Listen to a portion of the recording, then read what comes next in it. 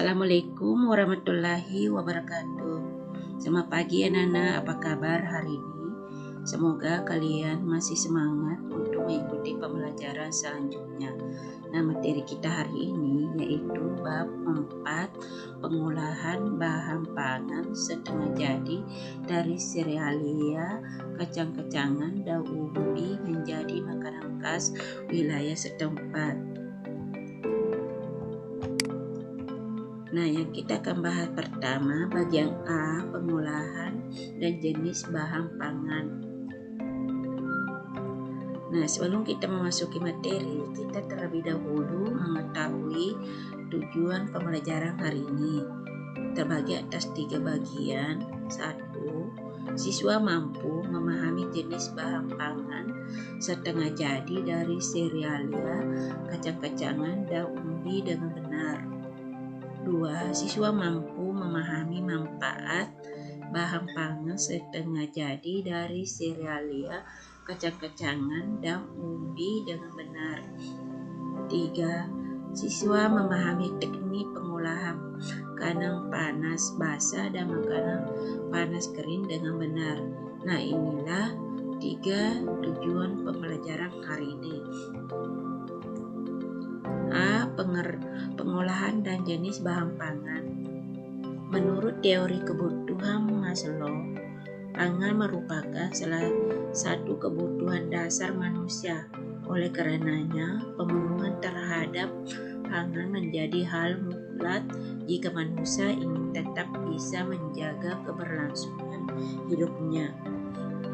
Setelah kebutuhan dasar terpenuhi, manusia baru bisa memikirkan untuk mencapai kebutuhan lainnya. Berikut ini akan diuraikan jenis makanan khas Indonesia yang dihasilkan dari penggunaan bahan baku olahan pangan setengah jadi dari serealia dan umbi, yaitu terbagi atas 3 bagian. 1. Olahan pangan setengah jadi dari serealia dan umbi dengan berbentuk potongan pipi tebal dan atau tipis. 2. Olahan pangan setengah jadi dari serealia dan umbi dengan berbentuk potongan butiran besar.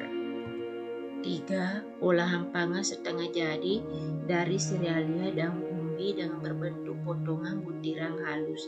Nah, inilah 3 jenis makanan khas Indonesia yang dihasilkan dari serealia dan umbi, terbentuk dari potongan tebal atau tipis, butiran besar dan butiran halus. Seperti apa itu? Kita langsung melihat. Olahan pangan setengah jadi dari serealia dan umbi yang berbentuk potongan pipi tebal atau tipis, yaitu A. Produk pangan setengah jadi bentuk pipi tebal atau tipis dari serealia antara lain kerupuk gendar, rengginang, emping jagung, kerupuk bawang, bihun, dan mie. Sedangkan produk pangan setengah jadi dari serealia dan umbi dengan bentuk pipi tebal atau tipis seperti kerupuk, keripik, dan kentang beku.